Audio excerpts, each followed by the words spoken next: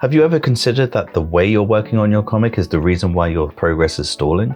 Most comic creators wait until motivation strikes or until they feel inspired to start. And if that sounds like you, you're thinking about your comic wrong.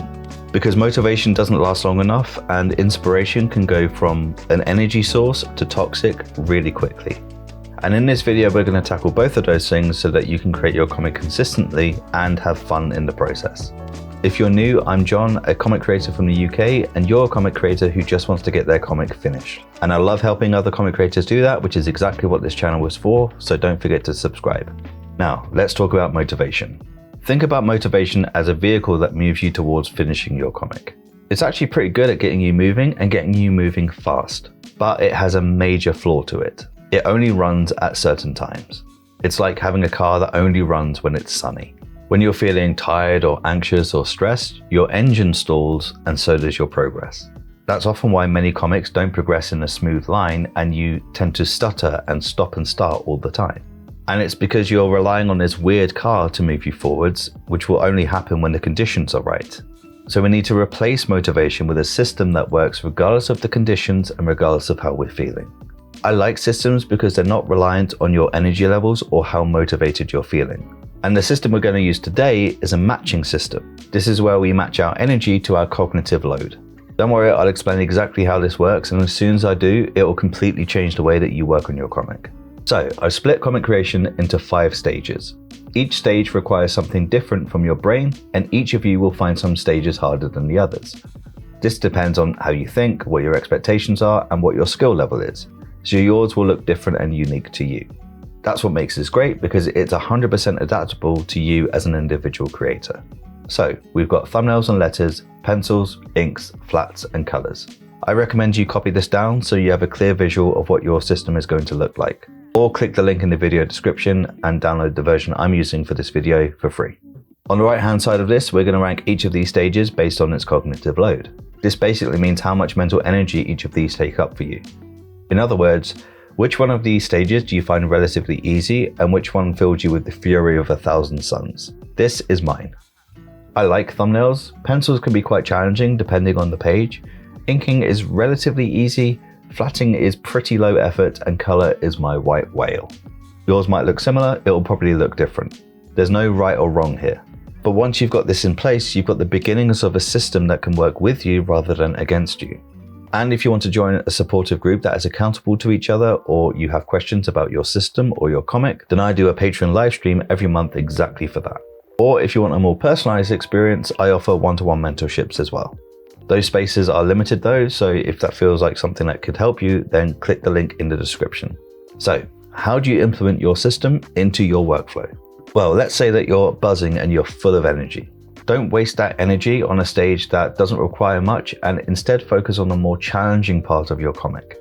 The reason why is because you're in a much better headspace to tackle the parts of comic making that you find the most difficult. Save the low effort days, like flatting for example, for when you're feeling tired. If I'm having a bad drawing day, I'll usually thumbnail a load of pages or I'll flat them, because these don't often require a huge cognitive load for me.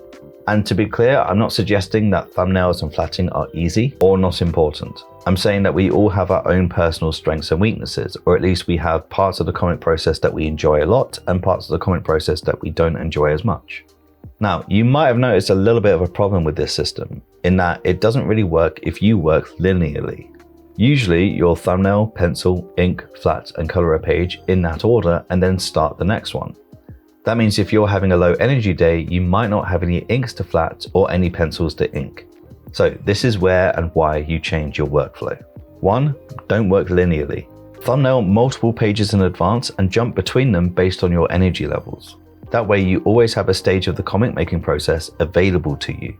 Yes, it's not quite as logical as you might want it to be, because working linearly just makes logical sense. But doing it this way gives you that flexibility that you need so that you can match your energy levels with the task at hand. Let's say that you've thumbnailed out 6 pages in advance. Instead of going through them one by one, just bounce around them a little bit. Take one page up to the inking stage, take another page up to the flatting stage, and another page up to the coloring stage. Now you have a comic in front of you that works with you and matches your energy levels and your cognitive load. Because really, when it comes down to it, your outputs, although they are obviously influenced by skill, they're also influenced by how energized you feel and how good you feel about the process. That's the reason that inspiration is so powerful. Because when we're feeling inspired, there's nothing else we want to do other than work on our comic. Inspiration is like a drug, and it's one of the reasons why a lot of us consume a lot of art and creativity more than we create it. We're inspiration junkies. And this can distract you away from your own progress because you're spending too much time gathering references instead of working on your comic. Unfortunately, the thing with getting high on something like inspiration is that there's always a come down, so I'm told. So yeah, feeling inspired feels great, but what happens when you start comparing your work to other people's work? That's when things can turn pretty toxic. Instead of giving you energy, inspiration starts to take it. So how do you address this? Whenever I start to feel negative about my own work and ask myself questions like, why doesn't my art look like this? Or say, I should be better at this by now, I cut myself off. I take a few hours or even a few days away from social media and I stop looking at other people's artwork. If you stay in that headspace, it gets worse and those voices of doubt get louder and louder. So you need to get away from the situation first and foremost. Then once you've done that, you need to remind yourself of this.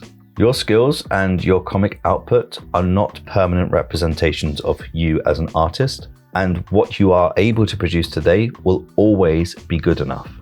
You will get better at this. You just will. The only way that won't happen is if you stop creating. So if you allow that toxic inspiration to take hold, then you're just feeding the monster and you'll make all those negative thoughts and voices of doubts become true. So walk away from the things that make you feel that way and go back to your system and work on your comic. The more you progress with your comic, the quieter those voices will become and the less frequently they'll actually turn up in your head. And this will improve your relationship with other people's work, not just your own, because you won't be comparing your work to theirs nearly as much as you currently do. But to be honest, I still compare my work to other people's. I still feel that I should be better at creating comics than I currently am. But I also know that my current output is good enough because it's the best that I can currently do given my skill restraints and time restraints and energy restraints. And this time next year, I'll improve even more. And the year after that, I'll improve even more and more and more and more. Sometimes you just need to remind yourself of that fact. And although systems are great and they're really useful to work with, sometimes just a simple reminder that you're good enough can be the thing that you need to keep moving forwards. Because the point of this mindset shift and this new system is to make things more mentally manageable for you. Because comic making itself can be a huge challenge, and one of the best ways to help that process is to make your thumbnails work for you better. So watch this video next and I'll show you how to make really great thumbnails on easy mode.